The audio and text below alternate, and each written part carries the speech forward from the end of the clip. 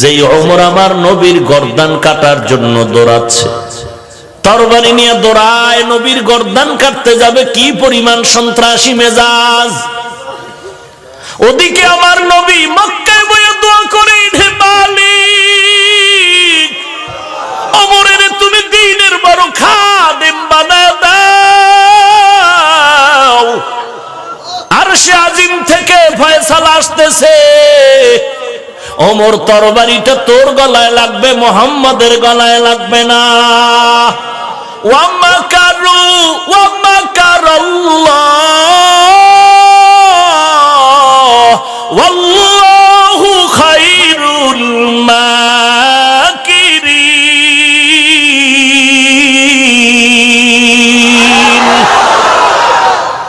বান্দা তুই যত চালাকি করবি, তোর চালাকি আল্লাহর দরবারে টিকবে নাকি? 80 বছর লাগায় যত বাটপারি করবি, মুসলমানের 1 মিনিটের চিন্তার সামনে ধ্বংস হয়ে যাবে। মুসলমানের সামনে পারবি না। এই দেশের মুসলমান সিলেটের জমিনে 360 আউলিয়ার কাফেলা নিয়ে ঢুকলেন শাহজালাল। গৌর গোবিন্দ কয়রে টুপিওয়ালা পাগড়িওয়ালা, ভেগে যাও। শাহজালালের অস্ত্র নাই, আছে একটা লাঠি আর পাগড়ি আর তসবিহ। দাওয়াত তাবলীগের মুরব্বী ইলিয়াস রাহমাতুল্লাহ আলাইহি মক্তবে যায়, হাতের মধ্যে একটা লাঠি নিয়ে যায়। শাহজালাল ইয়ামান থেকে বাংলাদেশে আসছেন, তসবিহ আছে, একটা লাঠিও আছে। ওরে মৌলবী, তোমরা সন্ত্রাসী চাও না, হাতের মধ্যে বাঁশের লাঠি কেন? শাহজালাল ডাক দিয়া কয়, অন্ধ বুড়ি রাস্তা দিয়ে হাঁটে, চোখে দেখে না, হারিকেন জ্বালায় হাঁটে রাতের অন্ধকারে। একজনে কয়, বুড়িমা তুমি তো চোখে দেখো না, আবার হারিকেন জ্বালাইছো কেন? কয়, আমি রাস্তা দেখার জন্য জ্বালাই না, আমারে যেন কোনো মগায় ধাক্কা দিয়া ফালায় না দেয়। মুসলমানের হাতের লাঠি কাউকে আঘাত করার জন্য না, তাহলে হাতের মধ্যে লাঠি কেন? বলে, আমি নামাজে দাঁড়ায় গেলাম, পাগড়ি মাথায়, মুসলমানের সামনে নিয়ে কোরআনের বয়ান করি, কোরআন তেলাওয়াত করি। হঠাৎ করে কোন বেঈমানের বাচ্চা যদি আমার পাগড়ি ধরে টান দেয়, কোন বেঈমান যদি আমার নবীর ইজ্জত ধরে টান দেয়, কোরআনের বিরুদ্ধে কথা কয়, আমরা কাউকে মারব না, কিন্তু আমাদের যদি কেউ গালি দাও, কোরআনের বিরুদ্ধে কথা কও, আমাদের পাগড়ি টুপি ধরে টান দাও, দাড়ির বিরুদ্ধে কথা কও, আমাদের পাগড়ি, আমাদের দাড়ি, টুপি কোরআন আর আল্লাহর ইজ্জত, নবীর ইজ্জত রক্ষা করার জন্য বেঈমানের মোকাবেলায় লাঠি আত্মরক্ষা হিসাবে ব্যবহার হতে হবে। গৌর গোবিন্দ কয়, ভেগে যারে পাগড়িওয়ালা। শাহজালাল বলে, তুই চিনোনি আমি মুসলমান? মুসলমানের চরিত্র জানুনি? মুসলমান যেই কদম সামনে দেয়, ও কদম কোন বেঈমানের ভয়ে পেছনে ফেরত নেয় না। গৌর গোবিন্দ বলে, বাড়াবাড়ি করবা না? কয়, কোনো বাড়াবাড়ি নাই, কালেমার কথা বলবো আল্লাহর জমিনে। বলে, এখান থেকে ভেগে যাও। বলে, ভাগবো না। বলে, যুদ্ধ হবে। শাহজালাল বলে, যুদ্ধ হবে, তবে গৌর গোবিন্দ মাস্তানি করে, টাকার গরম। আর শাহজালাল গৌর গোবিন্দের প্রতিবাদ করে একমাত্র চোখের পানি আর ইলম ও আমলের গরম। আগামীকাল যুদ্ধ হবে। শাহজালাল নিরুপায় হয়ে গেলেন। আউলিয়াদের কাফেলা নিয়ে রাতের বেলা আল্লাহর সাথে গভীর রাত্রে কথা বলতে শুরু করলেন। সিজদায় পড়ে কান্নার আওয়াজ, ও আল্লাহ, তুমি ছাড়া কেউ নাই, অস্ত্র নাই, ধনবল নাই, জনবল নাই, কিছুই নাই রে আল্লাহ। তুমি আসমান থেকে সাহায্য করো রে মালিক। নামাজ পড়ে মোনাজাত করলেন, কানলেন। নামাজের পরে ফজরের নামাজ হবে, আজান হবে, সময় অল্প বাকি। আল্লাহর ওলি শাহজালাল বলে, এই কাফেলার মধ্যে এমন একজন আল্লাহর ওলি আছেন নাকি জীবনে জামাত ছাড়া নামাজ পড়েন নাই? নাসিরউদ্দিন নামের একজন ওলিয়ে কামেল দাঁড়ায় বললেন, আমি জীবনে এক ওয়াক্ত নামাজও ছাড়ি নাই, জামাতও ছুটে নাই। শাহজালাল বললেন, আজ আপনার পবিত্র কণ্ঠেই হবে ফজরের আযান। সময় এসে গেল, নাসিরউদ্দিন নামের ওলি কামেল দাঁড়ায় গেল। সময় মতো যখন জবান মোবারকে ফজরের আযানের ধ্বনিটা তুললেন, আল্লাহু আকবার, আল্লাহু আকবার, আওয়াজ যখন তুললেন, সাথে সাথে আল্লাহর কুদরতি ফয়সালা গৌর গোবিন্দের মধ্যে জাল জ্বালা জমিনের মধ্যে শুরু হয়ে গেল। এদিকে নাসিরউদ্দিনের আযান চলতেছে, আর গৌর গোবিন্দের জমিনের মধ্যে কাঁপাকাঁপি শুরু হয়ে গেল। আযান চলতেছে, জমিন কাঁপতেছে, আযান চলতেছে, জমিন কাঁপতেছে। হঠাৎ করে তাকায় দেখে আযান শেষ, বেঈমান গৌর গোবিন্দ শেষ। ولا تهنوا ولا تحزنوا وأنتم الأعلون وأنتم الأعلون إن كنتم مؤمنين।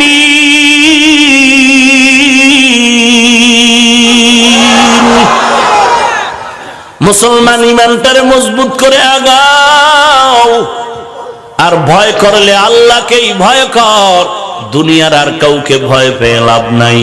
ওমর নবীর গর্দান আনার জন্য দৌড়ায়, নবী আল্লাহর কাছে দুহাত উঁচু করে দোয়া করতেছেন, পথিমধ্যে বাধাগ্রস্ত হয়ে গেল। লম্বা ইতিহাস। নবীর দরবারে গিয়া সেই ওমর চোখের পানি ছেড়ে কাঁদলেন আর বললেন, পয়গম্বর, আপনার মাথা কাটার জন্য আসছি, মেহেরবানি করে মাফ করে দেন। আপনি তরবারিটা হাতে নেন আর আমার গর্দানটা কাটিয়া দেন, আর গর্দান কাটার আগে আমাকে কালেমার পতাকা লাগায় মুসলমান বানায় দেন। ওমর নবীর হাতে হাত দিল, অ্যাকশন শুরু হয়ে গেল। কালেমার নুরানি অবস্থা ভেতরে ঢুকে গেল। পানি ছেড়ে কাঁদলেন আর বললেন, পয়গম্বর, আপনার মাথা কাটার জন্য আসছি, মেহেরবানি করে মাফ করে দেন। আপনি তরবারিটা হাতে নেন আর আমার গর্দানটা কাটিয়া দেন, আর গর্দান কাটার আগে আমাকে কালেমার পতাকা লাগায় মুসলমান বানায় দেন।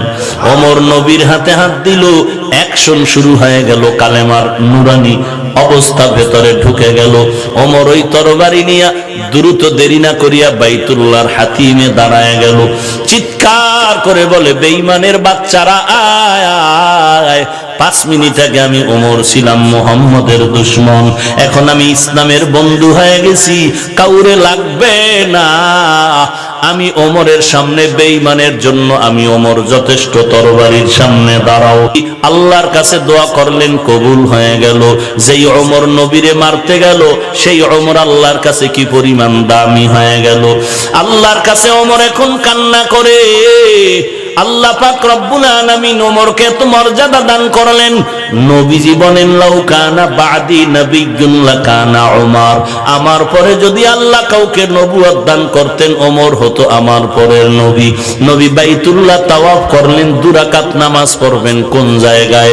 ওমর প্রস্তাব দিলেন, মাকামে ইব্রাহিমের পেছনে নামাজ 2 রাকাত পড়েন।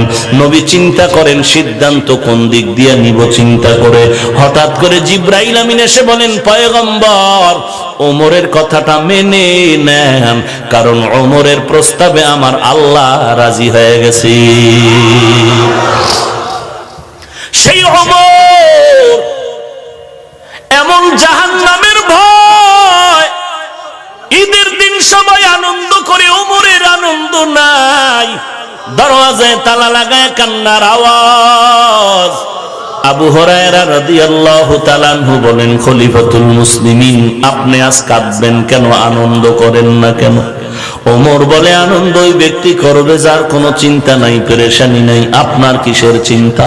বলে, রমাজান চলে গেল, রোজা রাখলাম, কবুল হলো কিনা চিন্তা। তারাবি পড়লাম, কোরআন তেলাওয়াত করলাম, কবুল হলো কিনা চিন্তা। জাহান্নাম থেকে নাজাত পেলাম কিনা চিন্তা।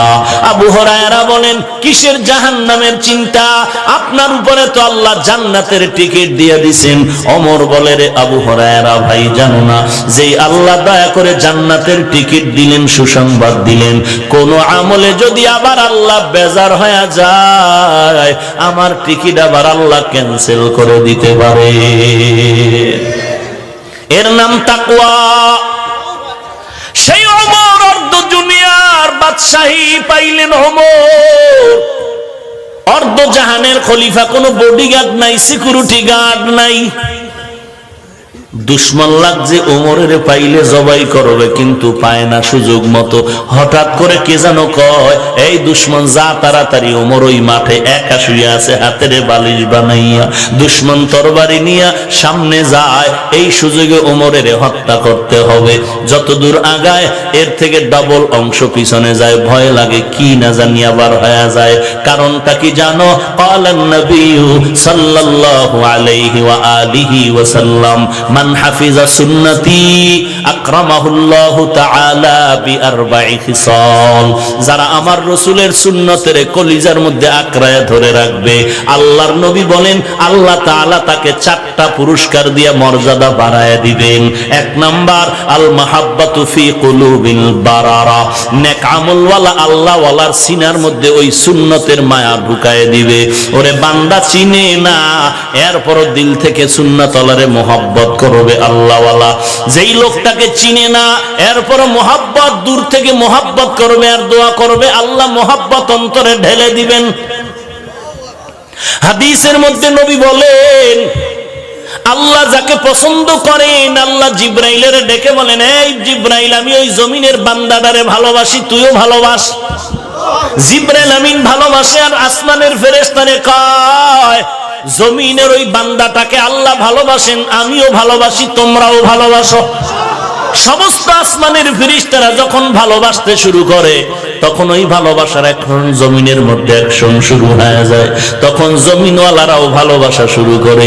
কি ব্যাপার, অমুকের এত ভালোবাসো কেন? ওর তো কোনো যোগ্যতা নাই, কিছু নাই। কেন বাসি তাও জানি না, এমনিই বাসি। ওরে বাবা, চাবি জমিনে নাই, এই ভালোবাসার চাবি হলো আসমানের ভেতরে। সুন্নতের আমল মজবুত করলে 4টা পুরস্কার দিবেন আল্লাহ। 1 নম্বরে আল্লাহওয়ালার অন্তরে মোহাব্বত বেড়ে যাবে। 2 নম্বর, আল হায়বাতু ফি কুলুবিল ফাজারা, সন্ত্রাসী ভণ্ড যারা, ওদের অন্তরে ভয় ঢুকে যাবে। ও অস্ত্র লয়ে কয়, আজকেই কিন্তু হাটহাজারের হুজুরের মেরেই ফেলবো, আজকেই কিন্তু অমুক হুজুরের মারিয়াই ফেলাবো। কিন্তু আল্লাহর নবী কয়, ভয় পাইস না, সুন্নতের আমল নিয়ে যদি মজবুত হয়ে থাকো, ওই তো সন্ত্রাসী অস্ত্র নিয়ে সামনে যখন দাঁড়াবে, চেহারার দিয়ে নজর পড়লে অস্ত্র হাত থেকে পড়ে যাবে। তখন বলবে, হুজুর আপনি একটু দোয়া করবেন। আর ছিলাম একটু এমনিই, দোয়ার জন্য আসছি, দোয়া করে দেন, দোয়া করে দেন। তখন যারা টাকা দিয়ে ভাড়া, হুজুর আপনি একটু দোয়া করবেন, আর ছিলাম একটু এমনিই, দোয়ার জন্য আসছি, দোয়া করে দেন, দোয়া করে দেন। তখন যারা টাকা দিয়ে ভাড়া করছে, এরাও বিপাকে পড়বে, টাকা দিয়ে আমার জ্বলে গেল, তোরে আনলাম কি জন্য, বুঝ ছাড়া ভিতরে দিবুতে বাইল। কি ব্যাপার? কোন ব্যাপার না, সুন্নতের বরকত। ওয়াসআতু ফির রিজক, 3 নাম্বার বরকত, রিজিকে বরকত বেড়ে যাবে। 4 নাম্বার, ওয়াসসাকাতু ফিদ্দীন, দ্বীনের উপরে ইস্তেকামাতের যোগ্যতা আল্লাহ বাড়ায় দিবেন। ভাইরা আমার, ওই দুশ্মন তরবারি নিয়ে যায়, ওমর একা, অর্ধ জাহানের খলিফা ওমর ঘুমায়। সুযোগ পাইয়া সামনে আগায়, পেছনে যায়, এরকম করতে করতে যখন সামনে গেল, কাছাকাছি, তরবারিটা বের করছে, সামনে গিয়া আর একটা কদম সামনে গিয়া মারবে। কিন্তু আল্লাহর কি কুদরত, তাকায় দেখে ওমর একা ঘুমায় না, জঙ্গলার একটা বাঘ ওমরের পাহারা দিতেছে। দেখা ভয়ে অস্ত্র পড়ে গেল, ওমরের সজাগ হয়ে গেল, তাকায় দেখে আছে না মানুষ দাঁড়ানো, অস্ত্র পেছনের মাটিতে। ওমর ডাক দিয়া কয়, ভাই ভয় পাইও না, কোথা থেকে আসছো? সব ঘটনা শোনার পরে বলে, আমি এইভাবে আসছি, এখন আমাকে মাফ করে দেন, মুসলমান বানায় দেন। সেই ওমর কি পরিমাণ আল্লাহর ভয় আর তাকওয়া! দিনের বেলা মানুষের বিচার করে, আর রাতের বেলা মানুষের বাড়ি বাড়ি খোঁজ খবর নাই, কার কি অসুবিধা আছে। যাবো আর একটু সামনে। ওমর এক পাহাড়ি এলাকায় গিয়ে দেখে একটা পাহাড়ের নিচে একটা জঙ্গল জঙ্গল ভাব, ঘরের পাশে আগুন জ্বলে, আগুন। কাছে আগায় দেখে এক বৃদ্ধা মহিলা বসে আছেন, একটা পাত্রে পানি গরম করে, আর তার চতুর্পার্শ্বে বাচ্চাগুলো ঘুমিয়ে আছে। ওমর নজর করে দেখলেন একটা ক্ষুধার্ত বাচ্চা সজাগ হয়ে বলে, আম্মু খানা দাও। মা বলে, খানা রেডি হচ্ছে, অপেক্ষা কর।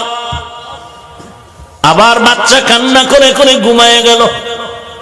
ওমর সালাম দিলেন। মহিলা বলে, কে তুমি? বলে, আমি এক যুবক সন্তান আসছি। কি ব্যাপার? বলে, আসছি কোনো উপকারে যদি আসতে পারি এই জন্য আসলাম। আমি যে ওমর এই পরিচয়টা গোপন রাখলেন মহিলার কাছে। মহিলা ডাক দিয়া কয়, ভাই তোমার কাছে একটা আমার নালিশ আছে, আমার মনে একটা ব্যথা আছে। আমার দেশে নাকি ওমর নামের এক ব্যক্তি দেশ পরিচালনা করে। দুনিয়াতে পারি তো পারি, না হয় কিয়ামতের ময়দান আমি আল্লাহর আদালতে বিচার দায়ের করব। ওমর ডাক দিয়া কয়, কেন? বলে, তাকায় দেখো এই বাচ্চাগুলো একদিন দুদিন না খায়া না খায়া মাটিতে পড়ে আছে, আমার পেটেও খানা নাই। আমি বাচ্চাদের ধোকা দিতেছি এই পাতিলার মধ্যে, এই পাত্রের মধ্যে পানি গরম করি, আর বলি খানা আছে রেডি হোক। আল্লাহর বান্দা হযরত ওমর মহিলাকে বলেন, একটু দাঁড়ান, আমি দেখতেছি কিছু করা যায় না। এই মহিলা জানে না ওমর তার সামনে দাঁড়ানো। এর নাম তাকওয়া, এর নাম হলো আল্লাহর আযাবের ভয়। ওমর দৌড়াইয়া চলে গেলেন বাইতুল মাল, অর্থ মন্ত্রণালয়ে। ওমর গিয়ে একটা আটার বস্তা রেডি করলেন, সাথে মাত্র হযরত একজন গোলাম আসলাম ছাড়া কেউ নাই। ওমর আটার বস্তা রেডি করে বলে, আসলাম আমার মাথায় তুলে দে। আসলাম বলেন, খলিফাতুল মুসলিমিন আপনার মাথায় বস্তা দিবেটা কেমন হয়? ওমর বলে, তুই কি চাও? আটার বস্তা রেডি করে বলে, আসলাম আমার মাথায় তুলে দে। আসলাম বলেন, খলিফাতুল মুসলিমিন আপনার মাথায় বস্তা দিবেটা কেমন হয়? ওমর বলে, তুই কি চাও? আমি মাওলার দরবারে আসামির কাঠগড়ায় দাঁড়াইতে চাই। না না, চাই না। কত তাড়াতাড়ি আমার দায়িত্ব পালন করার সুযোগ দে। এবার আসলাম নিরুপায় হয়ে খলিফাতুল মুসলিমিনের মাথায় আটার বস্তা তুলে দিলেন। এমনি কি দিন এই পর্যন্ত আসছে? কাসেম না না, তবেই ইতিহাস। টাকা নাই, খানা নাই। ওই ট্রেনে ছাত্র যায় মাদ্রাসায় পড়তে, উনি কুলি হইয়া দিন মজুর হয়ে গিয়া ছাত্রের গাট্টিটা নিয়া এরপরে মাদ্রাসায় আগায় যায়। এমনি এলেমের নূর এই পর্যন্ত আসে নাই। আল্লাহ ইখলাসের বরকতেই বাতি জ্বালায় রাখছে। হযরত ওমর এবার আটার বস্তা নিয়ে হাতে, গোলাম আসলাম পেছনে। বাড়ির কিনারায় গিয়ে কয়, আম্মা যান ভেতরে যান। আম্মা যান ভেতরে গেল। হযরত ওমর নিজে আটা গুলিয়ে নিজ হাতে রুটি বানানো শুরু করলেন। ওমর নিজ হাতে রুটি বানাইয়া ডাক দিয়া কয়, আম্মা যান এই বাচ্চাগুলো না খায় আছে, তাড়াতাড়ি এদের রুটি দেন, আপনিও রুটি খান। আটা রেখে গেলাম, শেষ হওয়ার আগে চেষ্টা করবো আপনার খবর নিতে। এইবার ওমর বিদায় নেয়। মহিলা আল্লাহর দরবারে কয়, দাঁড়াও একটু দোয়া করি তোমার জন্য। মহিলা দোয়া করেন, ও আসমানের মালিক, আমগো দেশে ক্ষমতায় ওমরের না দিয়া যদি এই বান্দারে দিতা, দেশটা বেহেশতের বাগান হয়ে যাইত। ওমর এখনো ঘটনা বলে না, নিজ পরিচয় গোপন রাইখা চলে গেলেন। যাইয়া পরের দিন জরুরি বৈঠক ডাকলেন মসজিদে নববীর মধ্যে। আর একটা বার্তাবাহক পাঠায় দিয়ে বলে, যাও ওই মহিলারে খবর দাও খলিফাতুল মুসলিমিনের দরবারে।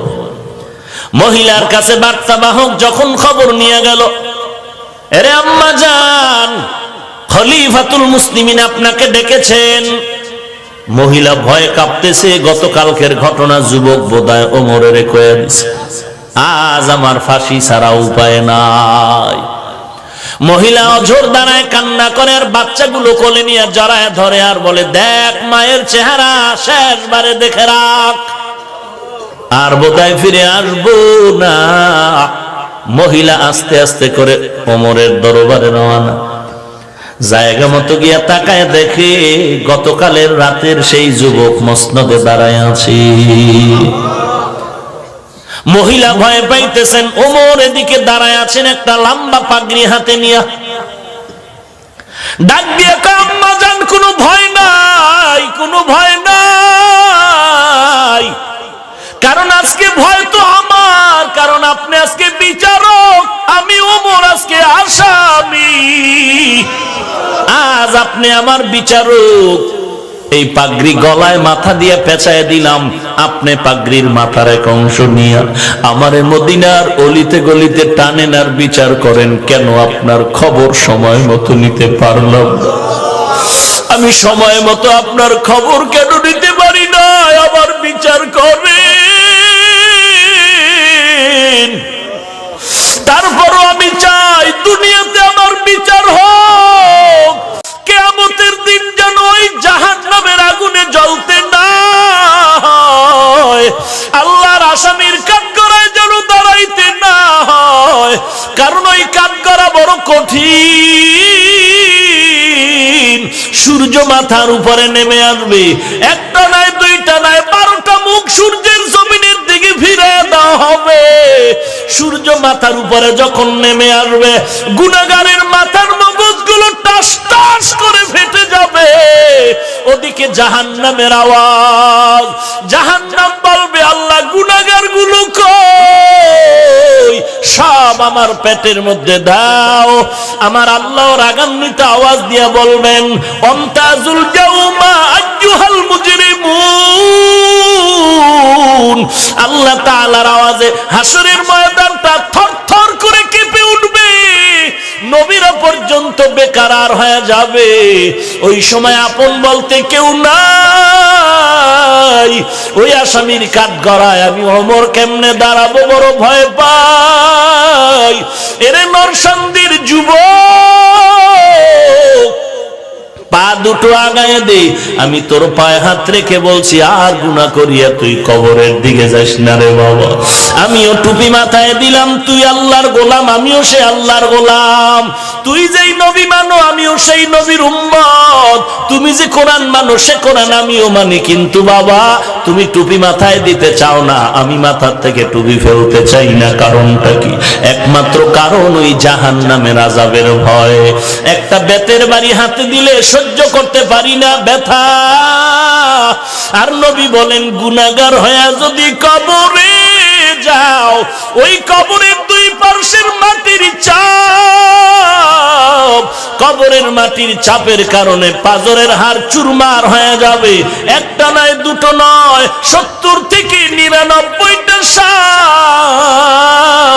কবরের মধ্যে জাহান্নামের আগুন সহ্য করতে পারবি রে যুবক? জমিন থেকে 9,30,00,000 মাইল উপরে সূর্য। রাতের বেলা ছিল, রাতের বেলা নাই, দিনের বেলা ছিল। এরপরে এত ঘাম আর গরম কেন? ওই সূর্যের আগুন কি সহ্য করতে পারবি? যদি বলো না, না পারবি না, পায়ে হাত রেখে বলি, আর গুনাহ করিস না রে ভাই। তোমার মতো যুবক স্কুলে পড়ে নামাজ বাদ দেয় না, র্যাব, আর্মি, পুলিশ, বিডিআরের চাকরি করে নামাজ বাদ দেয় না। তুমি আল্লাহর দরবারে চোখের পানি ছেড়ে কান্না করো, তওবা করো। আল্লাহর নবী বলেন, কান্না করো, কান্না না আসলে কান্নার বাহানা করো, তাতেও সওয়াব। কারণ দুনিয়ার ঘরে আগুন লাগলে পানি ছাড়া যেমন ঠান্ডা করা যায় না, গুনার কারণে যদি কপালে জাহান্নামের আগুন লাগিয়াই যায়, চোখের পানি ছাড়া জাহান্নামের আগুন ঠান্ডা হবে না রে বাবা। ডানে বামে তাকায় দেখ, কোনো কান্নাওয়ালা কেউ পাও কিনা? চোখের পানির বড় দাম। তোমার আমার চোখে কেন পানি নাই? গুনার কারণে দিলটা পাথরের মতো শক্ত, এই কারণে চোখের মধ্যে পানি আসে না। আল্লাহর কাছে দিলটা নরম করে বলো, আল্লাহ কান্নাওয়ালা চক্ষু দান করে দাও। কান্নাওয়ালা চক্ষু দান করো হে মালিক, কারণ কবরের মধ্যে জাহান্নামের আগুন চোখের পানি ছাড়া ঠান্ডা করা যাবে না।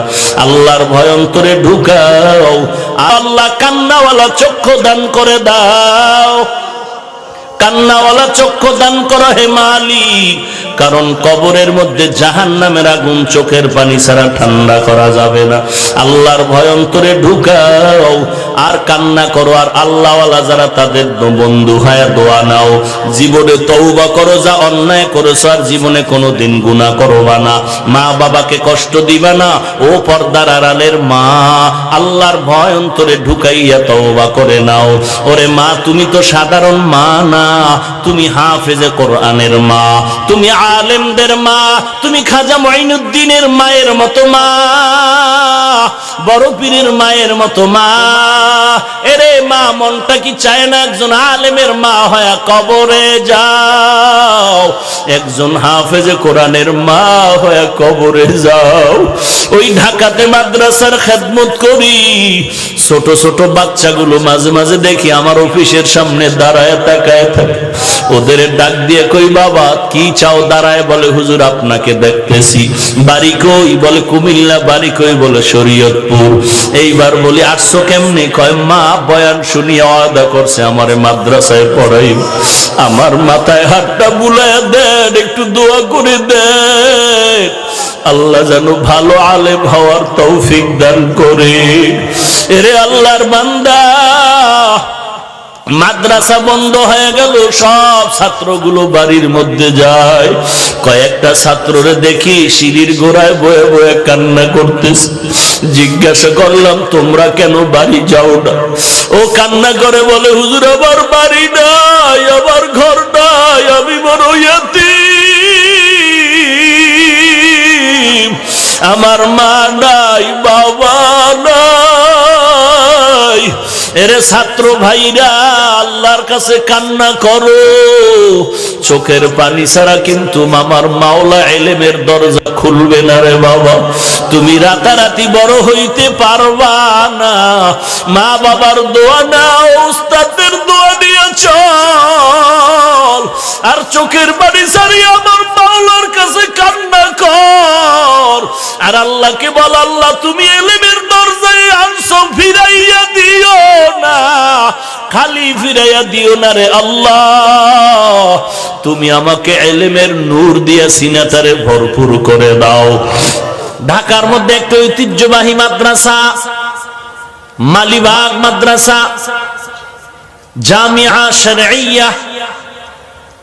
মালিবাগের থেকে একটা ছাত্র মাওলানা হয়ে বের হওয়া, মুফতি হয়ে বের হওয়া মানে ইলমের জগতে একটা বুলেট।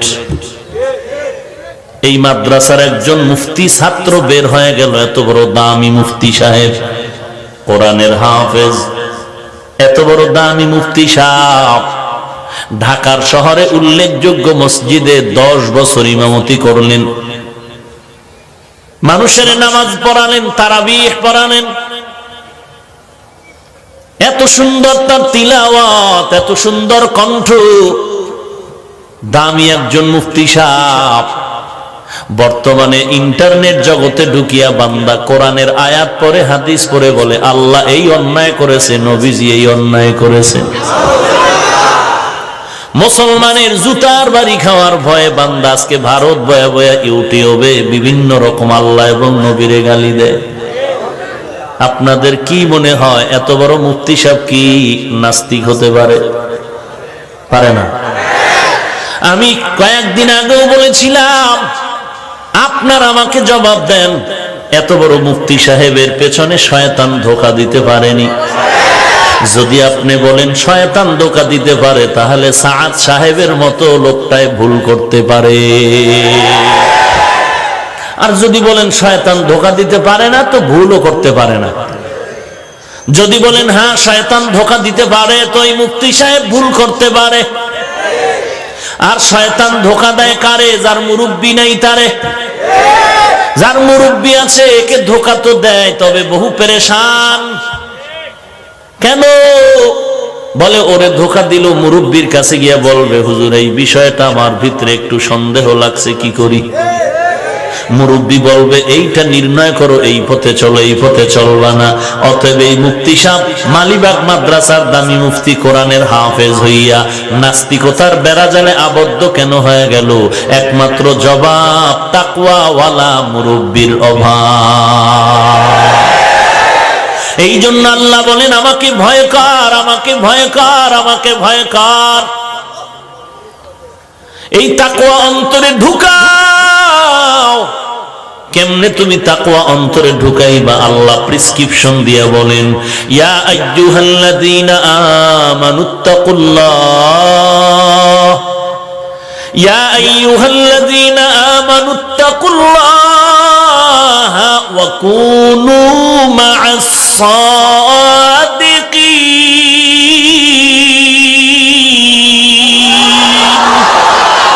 সোহবতে সালেহ তোরা সালেহ কুনাত, সোহবতে তানে তোরা তালে কুনাত জমানা, সোহবতে বা আউলিয়া বেহতার আজ সদ সালে তাআত বেরিয়া। তাকওয়া অর্জন করার যত প্রেসক্রিপশন আছে এর মধ্যে একটা হলো আল্লাহ ওয়ালার বন্ধু হয়ে যাও। আল্লাহওয়ালা কেরা? যারা বিড়ি টানে, যাদের দাড়ি নাই টুপি নাই, এরা আল্লাহওয়ালা। আলা ইন্না আউলিয়া আল্লাহ লা খাউফুন আলাইহিম ওয়া লা হুম ইয়াহজানুন আল্লাযীনা আমানু ওয়া কানু ইয়াত্তাকুন। সাবধান হে আউলিয়ায়ে কেরাম। এক বচনে অলি, বহু বচনে আউলিয়া। আকাশেতে লক্ষ তারা, এক চাঁদের আলো। লক্ষ মানুষ থেকে একজন আল্লাহওয়ালা ভালো। আউলিয়ারা কারে অকবা ইখতিয়ার, জাহেলারা কারে দুনিয়া ইখতিয়ার। মাইলে মোমেন সোয়ে মোমেন মিশাওয়াত। আউলিয়ারা কারে অকবা ইখতিয়ার, জাহেলারা কারে দুনিয়া ইখতিয়ার। মাইলে মোমেন সোয়ে মোমেন মিশাওয়াত, মাইলে কাফের সোয়ে কাফের মিশাওয়াত। আল্লাহওয়ালা হওয়ার জন্য দুইটা গুণ লাগবে। এক নম্বরে পরিশুদ্ধ ঈমান, দুই নম্বরে তাকওয়া। তাকওয়া মানে আল্লাহর ভয়, তাকওয়া মানে ইখলাস। থাকে কই? দেখা যায়। দেখা না যাওয়ার কারণেই তো মুনাফিকরা চুরি করে। কি চুরি করে? 40, 50, 60 বছরের ভাই, মাথায় কেন টুপি নাই? তাকওয়া তো অন্তরে আছে, টুপি না পরলে অসুবিধা কি? চোর। 60-70 বছর হায়াত হয়ে গেল, দাড়ি নাই কি ভাই? বলে তাকওয়া অন্তরে আছে, দাড়ি না রাখলে অসুবিধা কি? মদিনার পোশাক নাই কেন? বলে তাকওয়া তো অন্তরে আছে, মদিনার পোশাক না পরলে অসুবিধা কি? একজন আল্লাহর ওলি চমৎকার একটা উদাহরণ দিয়েছেন, বলবো? কত আর ভেজালওয়ালা আম খাবেন? যে আম খাইলে পেটটা ঠান্ডা হয়ে যাবে, ওই আম খাইলে এখন বাথরুম ডাইরেক্ট হয়ে যায়। কেন? মানুষ অন্যের দোষ দিয়া লাভ নাই, নিজের মাথায় নিজে ছুরির আঘাত করতেছো। কত বড় নিমক হারাম। যারাই ফলের মধ্যে ভেজাল করো, ওই ফল তো তোর বাচ্চা খাবে, তোর মা খাবে, তোর বোন খাবে, তোর আত্মীয় স্বজন খাবে। বিষ মিশায় দিলি কেন? আল্লাহ তো দয়া করিয়া তোরে আম দিছিল, আল্লাহ অপেক্ষা করার জন্য বলছে 1 মাস অপেক্ষা কর, আমি পাকায় দিব। আর আমি পাকায় দিলে তুই দুধ দিয়া আম দিয়া ভাত খাবি, বান্দা তোর শরীরটা মোটা তাজা হয়ে যাবে। সহ্য করতে যারা পারো নাই, কুত্তার মতো জিহ্বাটা যাদের বের হয়ে গেছে, আল্লাহ বলেন আমি আল্লাহকে যখন বেজার করে চালাকি করলি, দুনিয়াতেও খাইলি কালা পোষা কলার বেতের বাড়ি, টাকা হলো জরিমানা, জেলখানা বোনা। কয়দিন আর বাটপারি করবি রে ভাই? এই করে কি লাভ হবে যেই বাটপারি ধরা খাইলি? ওই টাকার পাহাড় গড়ে কি লাভ হবে যেই টাকায় জেলখানার মেহমান হয়ে গেলি? ওই বিল্ডিং 5 তলা করে কি লাভ হবে যেই বিল্ডিং দুদকে সে আর রাজুকের লোক ভেঙে দেয়? ওই সন্তানের আব্বা হয়ে কি লাভ হবে যেই সন্তান তোরে কানে ধরে উঠায় আর বসায়? ওই স্ত্রী বিয়ে করে কি লাভ যেই স্ত্রীর কারণে তুমি স্বামী মানুষের সামনে মুখ দেখাতে পারো না? এরে নবীর উম্মতের দল, এই সব ভেজালের পেছনে 3টা দোষ আছে, দুর্বলতা আছে। 1 নম্বরে জাহান্নামের ভয় নাই, ধর্মীয় কোরআন সুন্নাহর গভীর শিক্ষা নাই। 3 নম্বরে তাকওয়া ওয়ালা কোনো মুরব্বি নাই। মুরব্বি লাগবে নি? যারা বলে লাগবে না তারা ভণ্ড, ওদেরকে যারা ভণ্ড বলে না তারাও ভণ্ড। কত বড় বেয়াদব হইলে বলে ইমাম আবু হানিফা মুশরিক।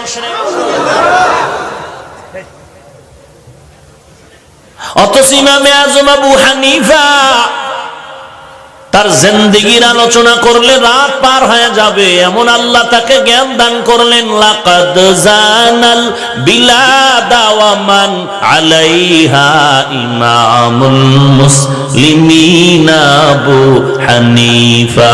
আবু হানিফা বুদ ইমামে বাসফা আসরাজে উম্মতানে মুস্তফা।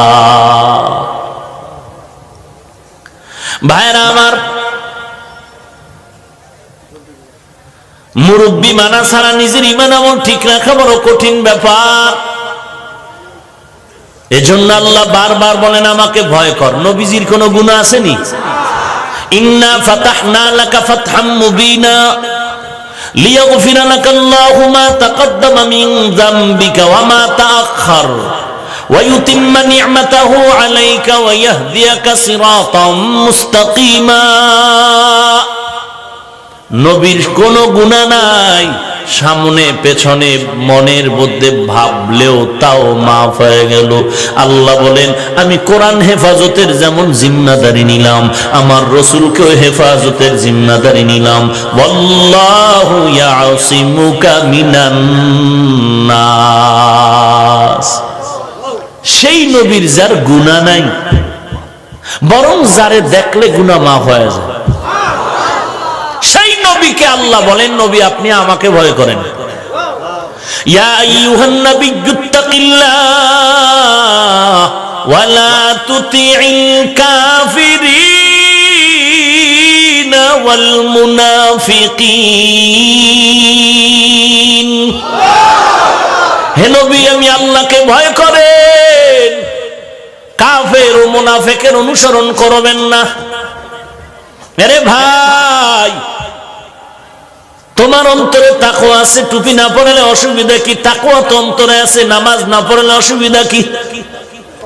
আল্লাহর বান্দা ওয়াদা করলো ভেজাল আম খায় ডায়রিয়া আর ছুটাইতে রাজি না, আম নিজেই গাছ লাগাবো। আমের মধ্যে শক্ত জিনিসটাকে আপনারা কি বলেন? বড়া। কেউ বলে বাড়া, কেউ বলে আটি। আমের বড়া নরম না শক্ত? আল্লাহর বান্দা আমের বড়া মাটিতে রোপণ করলেন, চিন্তা করলেন এখান থেকে চারা হবে, গাছ হবে, আম হবে, ভেজাল মুক্ত আম খাবো, শরীর তাজা হয়ে যাবে। আল্লাহর বান্দা আমের বড়াটা মাটির মধ্যে রোপণ করেছেন, সার গোবর পানি দেয়, 1 মাস 2 মাস 6 মাস হয়ে গেল, মাটির উপরে কোনো চারা দেখা যায় না। মাথাটা গরম হয়ে যায়, দৌড়াইয়া কৃষি অফিসে গিয়া কয় স্যার কপাল আমারটাও খারাপ, বাবারটাও খারাপ, আমের থেকে চারা হয় না, ফল হয় না। মাথা গরম হয়ে গেল, দেখেন কি সমস্যা। কৃষি অফিসার চলে গেলেন, তদন্ত করে রিপোর্ট দিলেন রে ভাই খেদমতের কোনো ত্রুটি নাই, তাহলে আমের বরাত থেকে কেন চারা উঠে না? কয় আমের বড়ার মধ্যে আরো একটা জিনিস আছে, দেখছো নি? বলে হ্যাঁ, এটা হলো নরম অঙ্কুর, এটাই আসল, এখান থেকে চারা হয়। বলে তোমার শক্ত আমের বড়ার মধ্যে যে নরম অঙ্কুর এটা পুরাটাই পচা। যদি তাজা হইতো মাটির উপরে চারা দেখা যাইতো। যেহেতু মাটির উপরে চারা দেখা যায় না, প্রমাণ হয়ে গেল আমের বড়ার ভেতরের অঙ্কুর তাজা না পচা। এ চালাক বাঙালি মুসলমান, 40, 50, 60 বছর হয়ে গেল, দাড়ি নাই, টুপি নাই, নামাজ নাই, পর্দা নাই, তাকওয়া তোমার অন্তরে, তার মানে কি? তোমার অন্তরের তাকওয়া পুরাটাই পচা। যদি অন্তরের তাকওয়া তাজা হইতো, মাথায় মদিনার চারা টুপি দেখা যাইতো। যদি তোমার অন্তরের তাকওয়া তাজা হইতো, গালের মধ্যে মদিনার আদর্শের দাড়ি দেখা যাইতো। তাকওয়া যদি অন্তরে তাজা হইতো, মদিনার পোশাক দেখা যাইতো। ওরে বান্দা, তোমার মাথায় মদিনার চারা টুপি দেখা যায় না, দাড়ি দেখা যায় না, পর্দা দেখা যায় না। তুমি যতই চাপাবাজি করো না কেন, ফাইনাল রেজাল্ট তোমার ভেতরগত তাকওয়া পচা। হারকে দারাত খৌফে হক দর দিল মাদাম, জান্নাতুল মাওয়া দেহাদ উরা মাকাম। কার ভয়? আল্লাহ বলেন আমাকে ভয় করো। আমার কাছে দামি ওই ব্যক্তি যার মধ্যে আছে তাকওয়া। কেমনে বুঝি তাকওয়া কার মধ্যে আছে কার মধ্যে নাই? আল্লাহ বলেন আমি কিছু নিদর্শন দিয়ে দিলাম। এই নিদর্শন যার মধ্যে থাকবে প্রমাণ হবে তার মধ্যে তাকওয়া আছে। আর এই গুণগুলো যার মধ্যে থাকবে না, প্রমাণ হবে তার মধ্যে তাকওয়ার গন্ধ নাই। আল্লাহ বলেন কয়টা গুণ? আল্লাহ 6টা গুণের কথা বলতেছেন। যালিকাল কিতাবু লা রাইবা ফীহি হুদাল লিল মুত্তাকিন আল্লাযীনা ইউমিনুনা বিল গায়ব ওয়া ইউকিমুনাস সালাহ ওয়া মিম্মা রাযাকনাহুম ইউনফিকুন ওয়াল্লাযীনা ইউমিনুনা বিমা উনজিলা ইলাইকা ওয়া মা উনজিলা মিন ক্বাবলিক ওয়া বিল আখিরাতি হুম ইউকিনুন উলাইকা আলা হুদাম মির রাব্বিহিম ওয়া উলাইকা হুমুল মুফলিহুন। আল্লাহ তাআলা বলেন কার মধ্যে তাকওয়া আছে? যার মধ্যে 6টা গুণ পাওয়া যাবে, প্রমাণ হবে তার মধ্যে তাকওয়া আছে। যার মধ্যে 6টা গুণ পাওয়া যাবে না, প্রমাণ হবে তার মধ্যে তাকওয়া পাওয়া যাবে না। 1 নাম্বার গুণের নাম, বান্দা বিশ্বাস করবে গায়বের ইলম আল্লাহর আছে আর কারো নাই। গায়বের মালিক কে? আর কেউ? কেন? তোমার পীর বাবা? হ্যাঁ? যদি কেউ বলে আমার নবী গায়েব জানে, আমার পীর সাহেব গায়েব জানে, বলো তাকে জিজ্ঞেস করো কিয়ামত কত সালের কোন মাসের কয় তারিখে হবে। সাথে জুতা মোবারক রাখো, না পারলেই জুতার বাড়ি। ভাগ্য গণনা করো। এর বেয়াদব বল, নরসিংদী এই মাঠের মধ্যে কবে বৃষ্টি হবে বল। পারবে পীর বলতে? না পারলেই জুতা। কেন বললি গায়েব জানো? বল। একজনে গণ করে গিয়েই ভিডা। কি তুই মারো কেন? তুই টের পাও না গণনা কইরা যে তোরে ভিডামু? বদমাস। গায়েবের মালিক কে? কুল লা ইয়ালামু মান ফিস সামাওয়াতি ওয়াল আরদিল গায়বা ইল্লাল্লাহ। হে নবী, উম্মতের জানাইয়া দেন আসমানের বাসিন্দারা গায়েব জানে না, জমিনের বাসিন্দারা গায়েব জানে না। কে জানেন? আলিমুল গায়বি ওয়াস শাহাদাতি হুয়ার রহমানুর রহিম।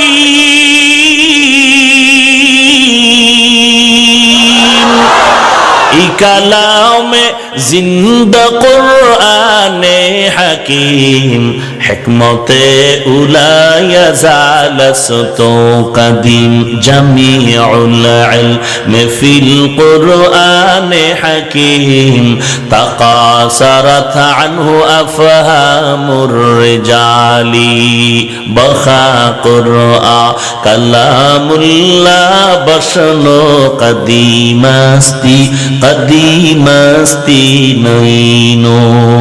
খারাপ লাগে? গাইবের মালিককে আরো জোরে বলেন। আর কেউ গাইব জানেনি? গাইবের মালিক আল্লাহ। এই বিশ্বাস করা হলো মুত্তাকিনদের 1 নাম্বার পরিচয়। মুত্তাকিনদের 2 নাম্বার পরিচয় হলো 5 ওয়াক্ত নামাজ আদায় করবে বছরে একবার, তাই মাসে একবার, তাহলে দৈনিক পড়েননি সবাই? দেখছেন কি তাজা মিশা কথা স্যার?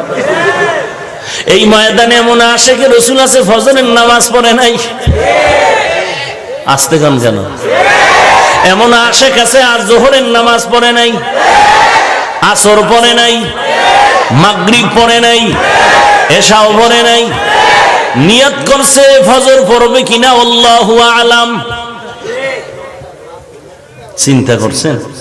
কয় হুজুর আপনি কি ফতুয়া জানেন না যে নামাজ না পড়লেও দিল পরিষ্কার?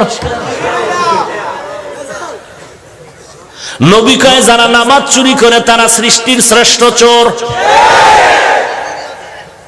এরে নবীর উম্মতের দল, তুমি যেই দল করো, যেই পীরের দরবারে যাও না কেন, বলো আমার নবীর থেকে বড় পীর সাহেবের কি নাম নাই?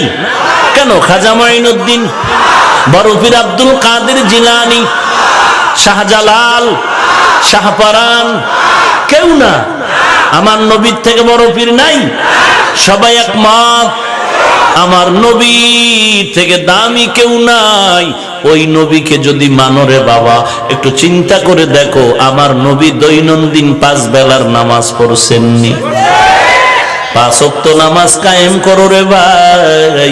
আল্লাহ বলেন নবী উম্মতেরে জানায়া দেন 5 ওয়াক্ত নামাজ পড়লে 20 মিনিট করে ধরলে 2.5 ঘন্টার সময়ের বেশি লাগবে না রে বাবা। এই 5 বেলার নামাজ যদি পড়তে পারো কি লাভ? আল্লাহ বলেন উম্মতেরে জানায়া দেন আমি 50 ওয়াক্ত নামাজের সওয়াব দিয়ে দিব। মকুন সুসতি নামাজে পাঞ্জে গানা ফাওয়াইনুল লিল মুসাল্লিনাল্লাযীনা মুমিনারা ইনামাজ ইমদাদ দা ইস্তাঈনু আয়াতে কুরআন আয়াতে কদ আফলাহারা ইয়াদকুন গৌরকুন দরমানি আজদিল সাদিকুন। একটুখানি নেকের তরে রোজ হাসরের মাঠেতে বাবা ঘুরবে ছেলের পিছে, ছেলে বাবার আগেতে। আহাতে মন কঠিন দিনেতে নামাজ তোমায় ভুলবে না, ঠিক মতো পড়িলে নামাজ জান্নাত তোমার ঠিকানা। আমার প্রাণের ভাই বোনেরা জলদি করে উঠে যাও, ওযু করে তাড়াতাড়ি নামাজ পড়তে লেগে যাও। নবী বেনামাজির শাফাআত করিবেন না, ঠিক মতো পড়িলে নামাজ জান্নাত তোমার ঠিকানা। ঘুমের চেয়ে নামাজ ভালো আর তুমি ঘুমাইও না, ঠিক মতো পড়িলে নামাজ জান্নাত তোমার ঠিকানা। এই যুবক তোরা ঠিক হ, 5 ওয়াক্ত নামাজ পড়। যুবক ঠিক, গোটা দেশ ঠিক। বিশ্বাস করো না? 100 যুবক যদি আজকে নরসিংদী শহরে একটা গুড়ি দিয়ে ফজরের আধা ঘন্টা আগে উঠা বলো একটা বেনামাজি পাইলে গিরা ছুড়ে এলাম, বুড়ারা বলবে অজু লাগবে না, আগে মসজিদে ঢোক। ঠিক নেই? এরে যুবক আল্লাহর গোলাম, এই জন্য যুবক তোদের জন্য সুসংবাদ। মদিনার নবী বলেন যুবকের দ্বারা ইসলামের খেদমত বেশি হয়েছে। এরে যুবক আজকে তুই কই যাও? একটু তাকায় দেখ, স্কুলে পড়ে, কলেজে পড়ে, তোর মতো যুবক এক ওয়াক্ত নামাজও বাদ দেয় না। আজান শুনে আসো যারা বিছানায়, তাদের জন্যে কান্দেন নবী মদিনায়, তাদের জন্যে কান্দেন নবী মদিনায়। সেই নবীর জন্যে কি মায়া লাগে না, হায়রে মানুষ নামাজ কেনে পড়ো না, হায়রে উম্মত মসজিদে কেন আসো না। এরে নবীর উম্মতের দল, একটু তাকায় দেখ, তোমার আমার মতো কত যুবকের জানাজা জীবনে পড়লাম। এই জীবনে কত যুবক চলে গেল। এক সময় যুবক নিয়ে রাস্তায় খেলাধুলা করছি, মাঠে আজকে অনেক সাথীরা চলে গেছে। লেখাপড়ার টেবিলে কত বন্ধু বান্ধব নিয়ে আড্ডা করেছি, নামাজ অনেকেই নাই। কেমন যেন ডানে তাকায় দেখি কেউ নাই, বামে কেউ নাই, সামনে পেছনে কেউ নাই, এতিম এতিম হয়ে গেল। এই ময়দানে বয়ান চলবে, চলতেছিল, গত বছরও বয়ান চলছে, কিন্তু অনেক বক্তাও নাই, অনেক শ্রোতারাও নাই। বয়ান চলবে, ময়দান ফুলফিল, মানুষ থাকবে, বয়ান চলবে। হয়তো এমন একটা সময় আসবে আমিও থাকবো না, তুমি এই মাঠে থাকবা না। কিন্তু চিন্তা করা দরকার, জমিনে কি রাখিয়া গেলাম, কবরে কি নিয়ে রওয়ানা দিলাম।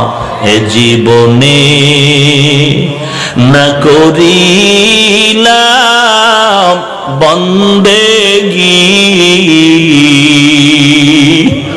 এ জীবনে না করিলাম বন্দেগী, গুনাহ করে কাটাইলাম জিন্দেগি, গুনাহ করে কাটাইলাম জিন্দেগি।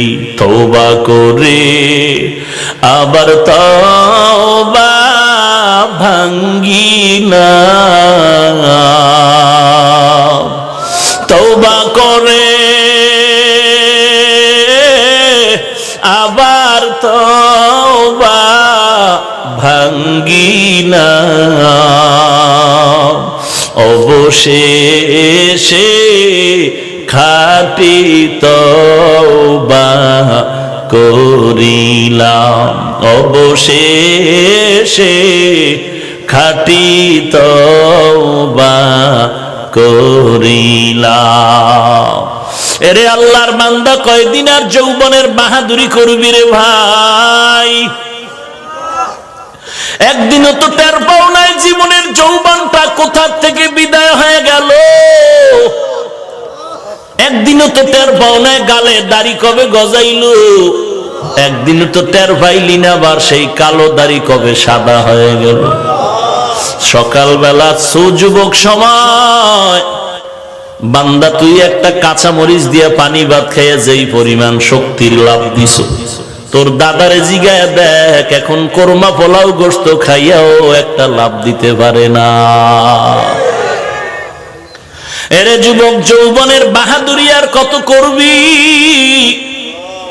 এমন একটা আমল জীবনে কামাই করছো, নিজে আল্লাহ যদি জিজ্ঞাসা করে কি নিয়ে আমার দরবারে আসছো, পেশ করতে পারবি?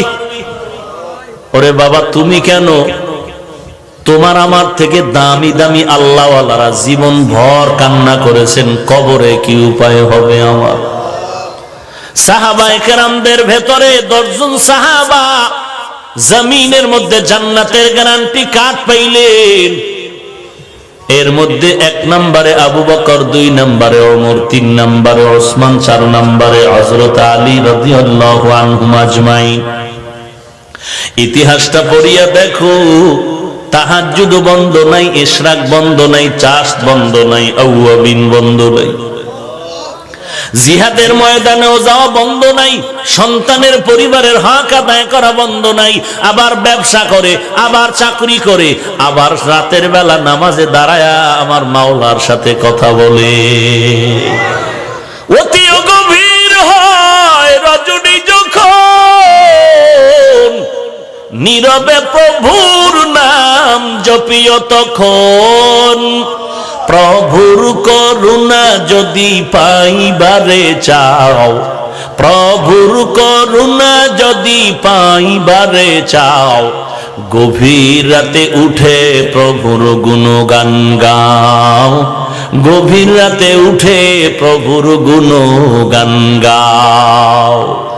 এরে নবীর উম্মতের দল, এমন একজন আল্লাহর ওলির নাম বলো যেই বান্দা রাতের বেলা তাহাজ্জুদ না পড়ে ওলি কামেল হয়ে গেছে। না না, আমার নবী সারা রাত নামাজ পড়তে পড়তে তার পা মোবারক ফুলে যাইত। আম্মা জান আয়েশা রাদিয়াল্লাহু আনহা বলতেন, কি ব্যাপার আপনি এত কষ্ট করেন কেন? আপনার তো কোনো গুনাহ নাই। রাহমাতুল লিল আলামিন জবাব দেয়, যেই আল্লাহ আমার এত নেয়ামত দান করেছেন, আমি কি তার শুকর আদায় করব না? এরে আল্লাহর গোলাম, তুমি আজকে টাকার মালিক, বাড়ি গাড়ির মালিক, কত সম্মান আল্লাহ দান করেছেন, কি শুকর আদায় করেছো রে ভাই? পাঁচ বেলার নামাজটাও তাকবীরে উলার সাথে আদায় করতে পারলাম না। এরে নবীর উম্মতের দল, হযরত ওমরের মধ্যে এত পরিমাণ